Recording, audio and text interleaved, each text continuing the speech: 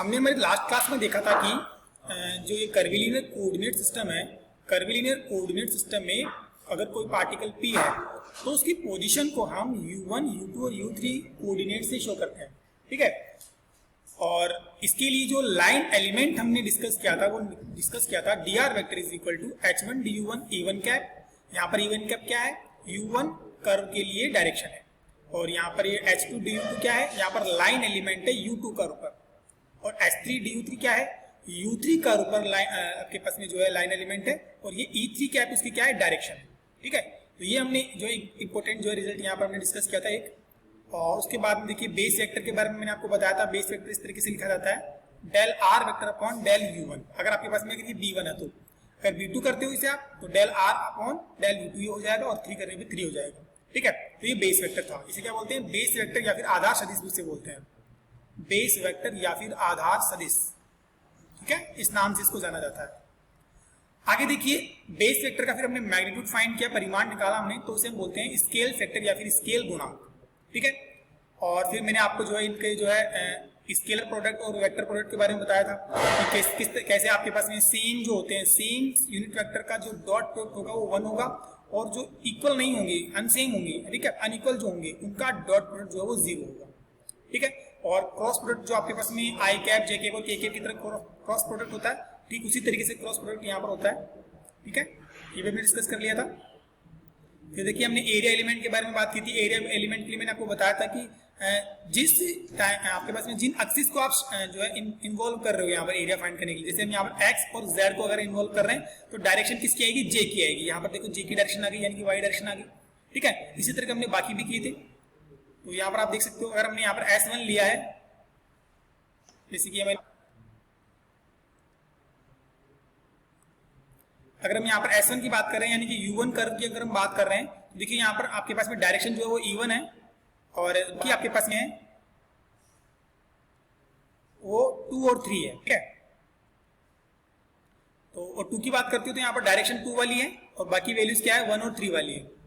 और अगर हम 3 कर्व की बात करते हैं, थर्ड कर्व की अगर हम बात करते हैं, तो यहाँ पर जो E3 कैप है वो थर्ड कर्व की डायरेक्शन है, और बाकी वैल्यू देखो आप H1, H2, D1, D2 इस तरीके से। तो कुल मिलाकर बात यह है कि जैसे आप U1 कर्व अगर आपके पास में डायरेक्शन U1 कर्व में है तो यहाँ पर आपके पास में डायरेक्शन E1 कैप आएगी, और अगर आप बात कर रहे हो डायरेक्शन U2 कर्व की तो यहाँ पर E2 कैप आएगा, और अगर बात कर रहे हो आप U3 कर्व की तो डायरेक्शन क्या आएगी, E3 कैप आएगी, ठीक है। उसके बाद हमने वॉल्यूम एलिमेंट की बात की थी। तो वॉल्यूम एलिमेंट देखिए हमने डिस्कस किया था कि कार्टेशियन कोऑर्डिनेट सिस्टम में वॉल्यूम होता है dx, dy, dz इस तरीके से। और फिर हमने कर्विलिनियर कोऑर्डिनेट सिस्टम में इसको डिस्कस किया, H1, H2, H3, D1, D2, D3, ठीक है। चलिए फिर मैंने बेस वेक्टर के बारे में बताया था। ये सारे रिजल्ट मैंने आपको लिखने के लिए कहे थे, एक साथ इनको आप किसी पेज पर लिख लेना। तो ये तो हमने किया था हमारी लास्ट क्लास, ठीक है। आज की क्लास में हम डिस्कस करने जा रहे हैं, हमारा जो आज का जो टॉपिक है वो है ग्रेडियंट। तो सभी लोग हेडिंग लगा लेंगे ग्रेडियंट। ग्रेडियंट ग्रेडियंट यानी कि हिंदी में से हम कहेंगे प्रवणता। प्रवणता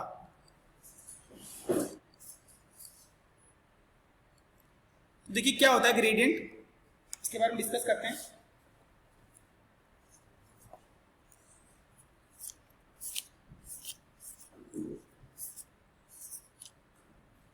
देखिए सबसे पहले मैं आपको इसके बारे में कुछ पॉइंट्स बताऊंगा कि ग्रेडियंट जो होता है वो क्या होता है और इसको हम यूज कहां पर करते हैं। बीएससी फर्स्ट ईयर में आपने ग्रेडियंट पढ़ा होगा, तो वहां पर आपने नोटेशन जो इसके लिए यूज किया होगा वो क्या होगा, डेल ऑपरेटर इस तरीके से, ठीक है। यहाँ पर प्रवणता के लिए हम ये वाला ऑपरेटर काम में लेंगे, ठीक है। इसको क्या बोलते हैं, डेल ऑपरेटर बोलते हैं। हिंदी में भी से आप डेल ऑपरेटर ही बोलते हो, डेल संकारक बोल सकते हो, डेल ऑपरेटर या डेल संकारक, ठीक है। जो कुछ इंपॉर्टेंट पॉइंट ये है वो ये कि आपके पास में ये जो ग्रेडियंट है, स्केलर प्रवणता जो है आपके पास में, ये हमेशा एक राशि पर अप्लाई होती है, यानी कि वे राशियां जो अदिश होती हैं उन्हीं पर जो हम प्रवणता निकाल सकते हैं। यानी कि यह है सदैव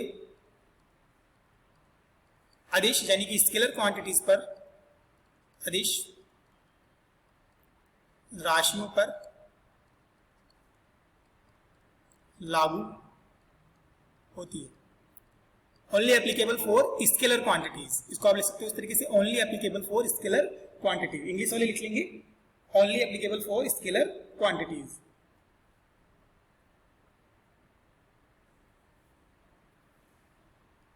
ठीक है, अब देखिए इसकी डेफिनेशन की अगर हम लिखते हैं तो डेफिनेशन किस तरीके से लिखेंगे इसका हम, अपने इसकी डेफिनेशन पढ़ी होगी बीएससी फर्स्ट ईयर में।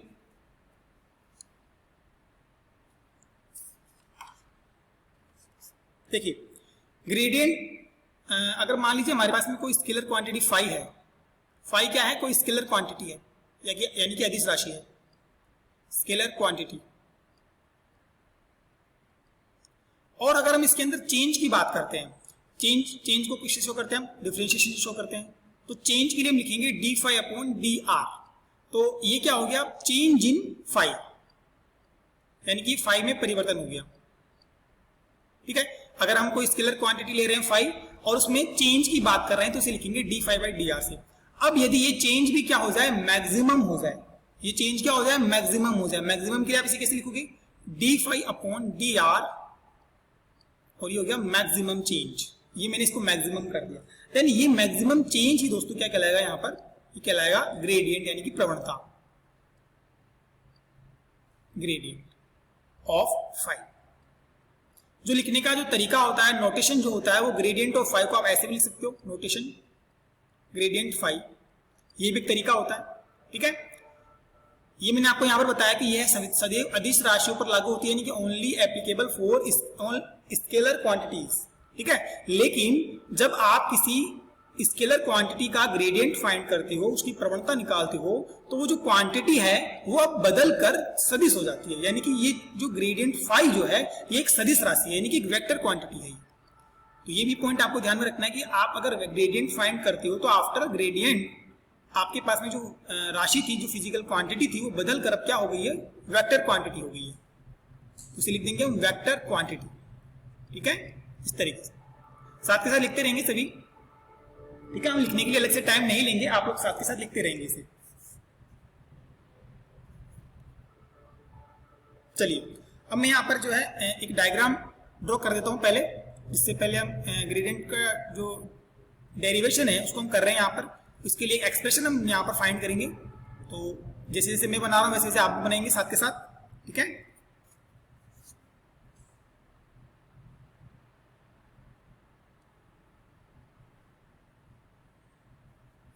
अच्छा ऊपर वाला नहीं लिखा, जल्दी से स्क्रीनशॉट ले लो इसका, चलो स्क्रीनशॉट लो फटाफट।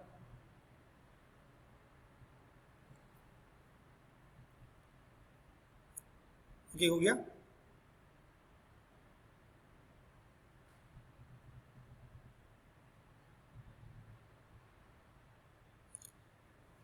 देखिए ग्रेडियंट जो है ये ऑलवेज एक स्केलर क्वांटिटी पर अप्लाई होता है। ठीक है, जैसे कि टेम्परेचर, वॉल्यूम। ठीक है, इन क्वांटिटीज पे ग्रेडियंट अप्लाई होगा। लेकिन जैसे ग्रेडियंट मान लीजिए टेम्परेचर पे अप्लाई होगा इस तरीके से, तो अब ये जो क्वांटिटी बन गई, ये क्वांटिटी क्या बन गई, वेक्टर बन जाएगी। ये आपको मैं बताऊंगा, मतलब जब ये हम एक्सप्रेशन को जब हम फाइंड कर लेंगे, इसका एक्सप्रेशन पूरी समझ में आ जाएगी कैसे ये स्केलर से। ठीक है, तो अभी तो सिर्फ आप इतना ध्यान रखो कि जो क्वांटिटी ग्रेडियंट है उसके बाद में अप्लाई होने के बाद वेक्टर बन जाएगी। चलिए आगे करते हैं।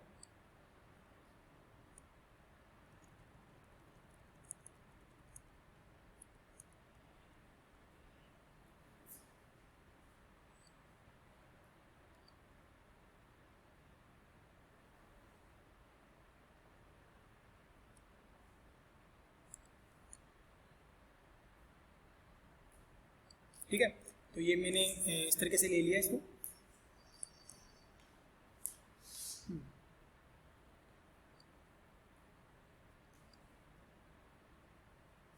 अब यहां पर देखो, वैसे तो एक्चुअल में ये कर्विलिनियर कोऑर्डिनेट सिस्टम ही था, क्योंकि ये कर्विलिनियर कोऑर्डिनेट सिस्टम कुछ इस तरीके से था।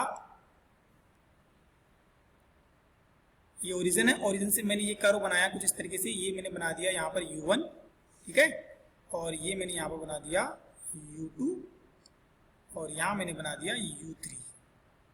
इस तरीके से ये कर्विलिनियर कोऑर्डिनेट सिस्टम था हमारे पास में। तो यहाँ पर मैंने ओनली जो है इनकी डायरेक्शन वाले जो एक्सिस है उनको ले लिया है।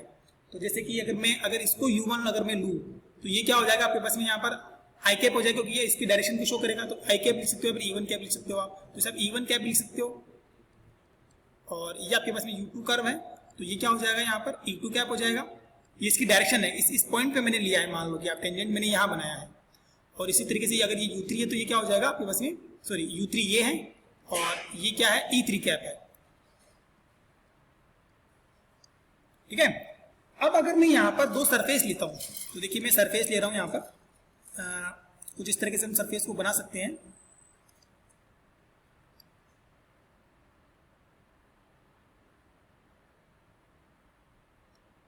एक सरफेस मैंने ये ले ली और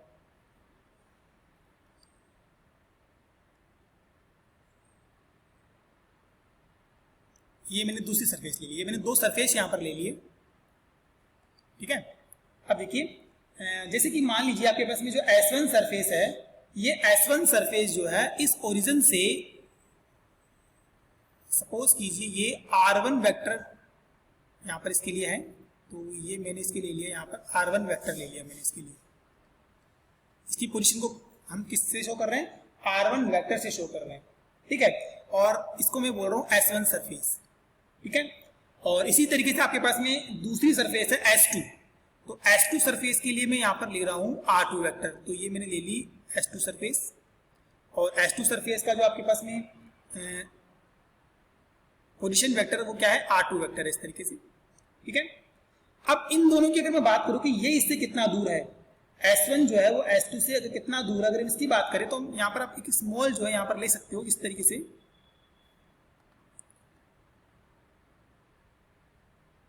इस तरीके से आप इसे ले सकते हो, ये वेक्टर बना दीजिए, यहाँ भी ये भी वेक्टर है, ये भी वेक्टर है इस तरीके से। ठीक है, तो ये क्या हो जाएगा यहाँ पर, ये हो जाएगा यहाँ पर dr वेक्टर हो जाएगा। ठीक है, इसको मैं चेंज ले रहा हूँ यहाँ पर डिस्टेंस में, तो कुल मिलाकर आप R2 वेक्टर को भी यहाँ पर क्या लिख सकते हो, आप R2 वेक्टर को क्या लिख सकते हो यहाँ पर, अगर आप R1 वेक्टर को अगर R वेक्टर ले लो एक बार के लिए, क्योंकि मैं ये 1-2 वाला कंसेप्ट यहाँ पर खत्म कर रहा हूँ, मैं R1 को मैं R ले रहा हूँ, तो R2 को मैं क्या लिख सकता हूँ, R2 को मैं लिख सकता हूँ R प्लस dr। dr क्यों, क्योंकि ये S1 जो है वो यहाँ पर मैंने पहले बनाया है, अगर S1 की पोजीशन अगर यहाँ पर R है और इससे dr डिस्टेंस पे अगर S2 अवेलेबल है, तो S2 वाली पोजीशन क्या हो जाएगी, S2 वाली पोजीशन हो जाएगी R प्लस dr। ठीक है, तो ऐसा भी इसको आप लिख सकते हो। ठीक है, अब मान लीजिए कोई फिजिकल क्वांटिटी है जिसकी हम यहाँ पर ऊपर बात कर रहे थे, तो यहाँ पर physical quantity scalar physical quantity, ये मैंने इस पर इसकी वैल्यू मैंने ले ली 5, यानी कि S1 सरफेस पे फिजिकल क्वांटिटी की वैल्यू है 5, और इस S2 सरफेस पर फिजिकल क्वांटिटी की वैल्यू में ले रहा हूं 5 प्लस d5। ठीक है, या कि ये जो चेंज आ रहा है 5 और 5 प्लस d5 में जो चेंज की अगर हम बात करते हैं तो कितने का चेंज है यहाँ पर, d5 का चेंज है। तो ये d5 का चेंज आपके पास में यहाँ पर किसकी वजह से है, डिस्टेंस की वजह से है, और डिस्टेंस यहाँ पर क्या है, dr है। ठीक है, अब देखिए अगर मैं यहाँ पर बात करूं मैक्सिमम चेंज वाली डायरेक्शन की, तो यहाँ पर देखिए इन दोनों के बीच में मैंने डिस्टेंस जो है वो इस तरीके से लिए, तो ये सीधी डिस्टेंस नहीं है। ठीक है, यानी कि जो चेंज हो रहा है डिस्टेंस में वो यहाँ पर ये वाला मैक्सिमम नहीं हो सकता, तो मैक्सिमम चेंज के लिए मैं यहाँ पर एकदम सीधी डिस्टेंस ले रहा हूँ यहाँ पर इस तरीके से। तो ये वाली जो लाइन है, ये वाला जो डायरेक्शन है, ये क्या है, सीधी डिस्टेंस है, इसको आप क्या बोल रहे हो, एन कैप बोल रहे हो। एन कैप क्या है, एन कैप वो यूनिट वेक्टर है जो S1 से S2 की तरफ जो है मैक्सिमम चेंज की डायरेक्शन है। ठीक है, ये सब बातें हम लिखेंगे। चलिए, तो अब इसको आप इसको बना लो पहले और लिख लो इसको आप।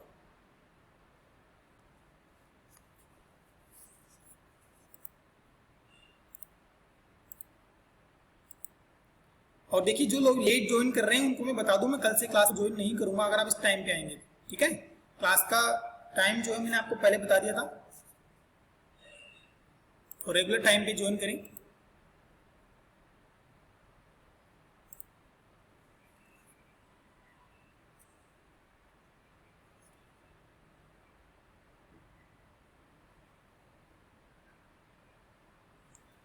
ठीक है, चलिए आगे देखिए।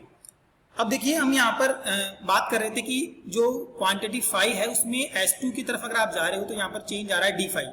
अभी d5 चेंज जो डिस्टेंस r की वजह से है, तो यहाँ पर अगर आप बात करते हो change in physical quantity 5, change in 5 with respect to distance r. अगर हम डिस्टेंस आर के रेस्पेक्ट में फाई क्वांटिटी में अगर हम चेंज निकालते हैं तो उसे चेंज को कैसे शो करेंगे? हम उस चेंज को हम शो करेंगे d phi by d r से। ये क्या हो गया? चेंज हो गया इन आपके पास में फाई में चेंज हो गया, आर के रेस्पेक्ट में चेंज हो गया। ठीक है, अगर हम यहाँ पर मैक्सिमम चेंज की बात करें तो मैक्सिमम चेंज के लिए जो हमारी जो डायरेक्शन है वो क्या है? एन कैप है। तो इसको हम यहाँ पर जो है चेंज करेंगे। तो देखिए मैक्सिमम चेंज के लिए जैसे मान लीजिए मैक्सिमम चेंज की डायरेक्शन एन कैप है और मैक्सिमम चेंज जो आपके पास में यहाँ पर आप जो डिस्टेंस होगी मैक्सिमम चेंज वाली से हम डीएन ले सकते हैं यहाँ पर। ठीक है, डीएन ले लेंगे इसे हम, जैसे हमने यहाँ पर डीआर लिया है ना यहाँ पर नॉर्मल चेंज के लिए डिस्टेंस में, वैसे ही मैक्सिमम चेंज के लिए डिस्टेंस हम क्या ले लेंगे? डीएन ले लेंगे। वैसे भी ये डिस्टेंस और ये डिस्टेंस देखो अलग अलग होगी यहाँ पर, देख पा रहे हैं ना आप? ये आपके पास में एकदम सीधी लाइन है, जैसे डिस्प्लेसमेंट है ये। ठीक है, एकदम सीधा स्ट्रेट, और यहाँ पर आप देखिए तिरछी लाइन है इस तरीके से। तो ये वाली वैल्यू क्या है? बड़ी है, और ये वाली वैल्यू क्या है? छोटी है। लेकिन हमें छोटी बड़ी से मतलब नहीं है, हमें यहाँ पर मतलब है मैक्सिमम से। जो यहाँ पर मैक्सिमम चेंज है वो एन कैप डायरेक्शन में ले रहे हैं, और यहाँ पर डिस्टेंस में मैक्सिमम चेंज कितना है? डीएन है। ठीक है, ये चीजें ध्यान रखनी है। तो अकॉर्डिंग टू आपके पास में डेफिनेशन, अकॉर्डिंग टू डेफिनेशन जो हमने परिभाषा ऊपर जो आपने पहले डिस्कस की थी, उसके अकॉर्डिंग क्या होना चाहिए? उसके अकॉर्डिंग ग्रेडियंट ऑफ जो फाई है, ग्रेडियंट ऑफ फाई ऐसे भी लिख सकते हो आप, grad of phi is equal to क्या होना चाहिए? फाई में मैक्सिमम चेंज, देखो एन के यूज में लिया है मैंने, एन इसलिए यूज में लिया है क्योंकि मैक्सिमम चेंज आर में नहीं, मैक्सिमम चेंज एन में हो रहा है। यहाँ पर मैंने आपको बताया ना, यहाँ पर ये एन वाली डायरेक्शन कौन सी है? ये मैक्सिमम चेंज वाली डायरेक्शन है। ये हो जाएगा d phi by d n. और ये जो आपके पास मैंने आपको बताया था कि ये वेक्टर क्वांटिटी होती है, इसलिए यहाँ पर आप जो है यूनिट वेक्टर काम में लोगे, और यूनिट वेक्टर क्या है? ये यूनिट वेक्टर है एन के। तो इसे कोई इक्वेशन दे दीजिए, इक्वेशन में से फर्स्ट दे रहा हूं यहाँ पर, इक्वेशन फर्स्ट।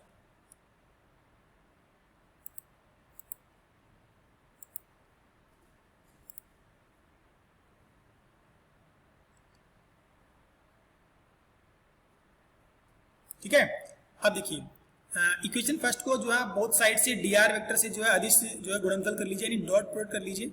सो यहाँ पर आप लाइन लिख सकते हो, डॉट प्रोडक्ट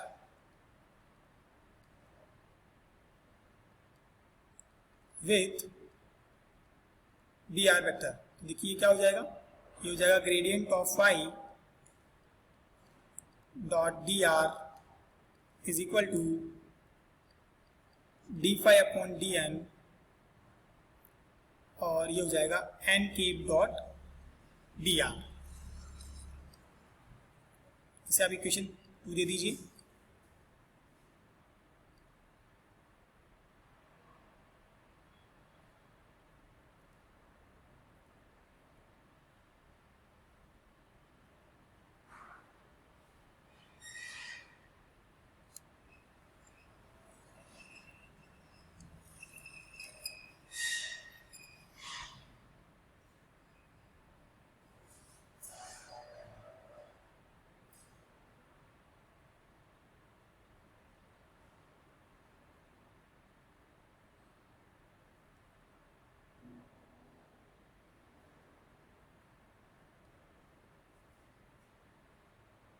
देखिए जब हम यहाँ पर एक स्पेसिफिक डायरेक्शन की बात कर रहे हैं, डी एन और डी आर। डी आर क्या है? एक जनरल डायरेक्शन है, और डी एन क्या है? एक आपके पास में स्पेसिफिक डायरेक्शन है जिसमें चेंज क्या हो रहा है? मैक्सिमम हो रहा है। तो यहाँ पर अगर हम यहाँ पर ये जो हमने इक्वेशन लिखी है, इस इक्वेशन में देखिए आपके पास में डी आर भी आ रहा है और डी एन भी आ रहा है। तो हम यहाँ पर जो है ओनली किसके लिए कर रहे हैं? ग्रेडियंट के लिए कर रहे हैं। तो ग्रेडियंट में हमारे पास में जो डी आर है वही क्या हो जाएगा? डी एन हो जाएगा। क्यों हो जाएगा? क्योंकि यहां पर हम जो है इस आर को क्या बोल देंगे कि मैक्सिमम चेंज जो है वो एन की डायरेक्शन में हो रहा है, इसलिए यहां पर आपके पास में ये डी आर जो है वो फॉर मैक्सिमम चेंज क्या हो जाएगा? डी एन में कन्वर्ट हो जाएगा। तो इसे हम लिख देंगे यहां पर डी एन। तो दोबारा से इसे लिखेंगे, gradient of phi dot d r is equal to d phi upon d n n cap dot d r. ठीक है, सॉरी डी एन, इसे डी एन लिख देंगे। ठीक है, अब देखिए यहां पर एन कैप क्या यूनिट वेक्टर है और डी एन क्या आपके पास में वेक्टर है। तो इसको आप कुछ इस तरीके से लिखोगे कि यूनिट वेक्टर क्या होता है? वेक्टर अपॉन उसका मैग्नीट्यूड। तो इन दोनों का आप अगर करते हैं डॉट प्रोडक्ट यहाँ पर, तो ये हमें वैल्यू क्या मिलेगी, dn वाली वैल्यू मिल जाएगी हमें। तो ये क्या हो जाएगा n कैप डॉट, इस तरीके से हो जाएगा, ठीक है। तो यहाँ पर आपको मिलेगा ये वाला दोनों मिलकर dn हो जाएगा और dn से dn कैंसिल हो जाएगा, तो ये हो जाएगा d5। So resultant value will be, result value हो जाएगी हमारे पास में d5 is equal to gradient of phi dr, ठीक है। और इसको आप इस तरह से लिख सकते हो कि जो ग्रेडियंट ऑफ फाई है इसको आप डेल की फॉर्म में लिख सकते हो, तो इसे लिखेंगे d5 is equal to gradient of phi dr, ऐसे भी से आप लिख सकते हो। ये नोटेशन है सिर्फ ग्रेड फाई या फिर डेल फाई, इसको हम रीड करते हैं ग्रेडियंट ऑफ फाई और इसे रीड करते हैं डेल फाई। तो इसे कोई आप इसे हाईलाइट कर लीजिए, और क्योंकि बाद में हमारे काम में आएगा, इसको हाईलाइट कर लेंगे किसी तरीके से हम।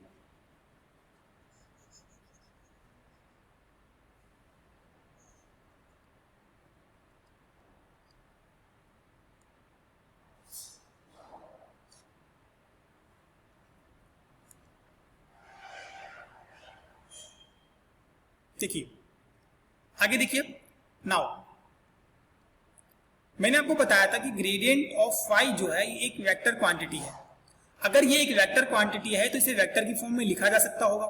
जैसे कि हम जो है किसी भी वेक्टर, जैसे कि ए वेक्टर होता है, तो ए वेक्टर को हम लिखते हैं ए एक्स आई कैप, ए वाई जे कैप, ए जेड के कैप, ये लिखते हैं आप आज तक आप लोग। तो ये क्या होता है, ये क्या होता है, परिमाण होता है, और ये क्या होता है, उसकी दिशा होती है। ये परिमाण, ये दिशा, ये परिमाण, ये दिशा, ठीक है। यानी कि ये आपके पास में क्या होता है, एक्स घटक होता है, ये उसकी दिशा होती है। ये वाई घटक होता है, ये उसकी दिशा होती है। ये जेड घटक होता है, ये उसकी दिशा होती है ना, ऐसा ही होता है।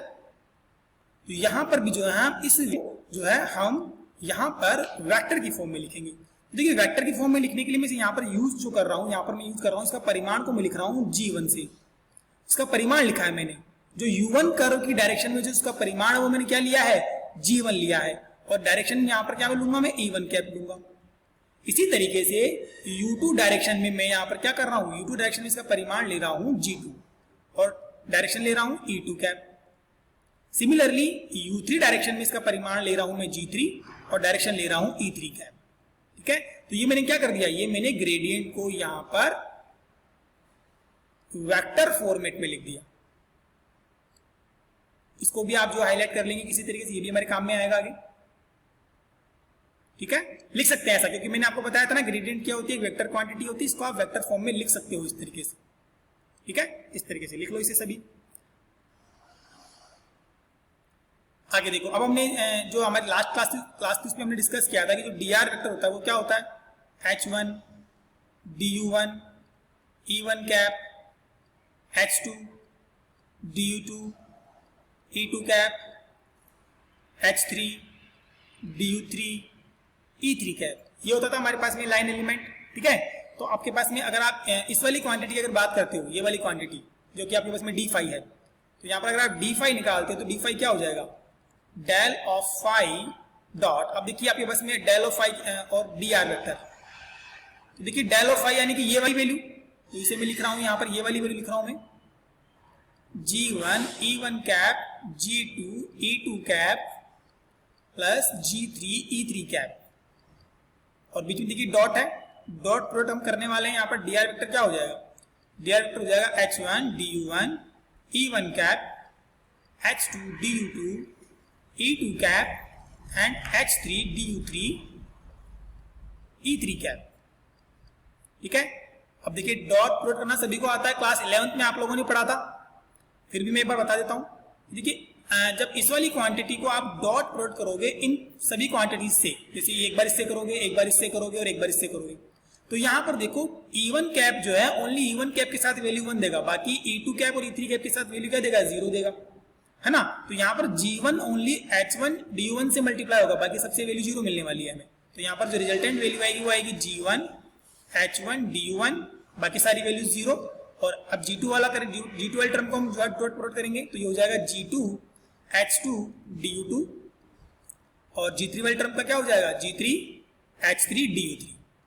बाकी जितनी भी टर्म थी 9 टर्म होंगी वैसे तो टोटल ये, पर बाकी की जो 6 टर्म है वो क्या हो जाएंगी, 0 हो जाएंगी। तो यहाँ पर ही आ जाएगा आपके पास में D5 is equal to gradient of phi d r vector हो जाएगा इस तरीके से, ठीक है। यहां तक करेंगे।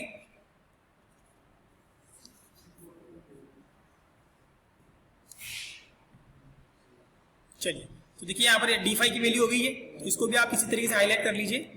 ये डी फाई की वैल्यू है, ये डी फाई की वैल्यू है।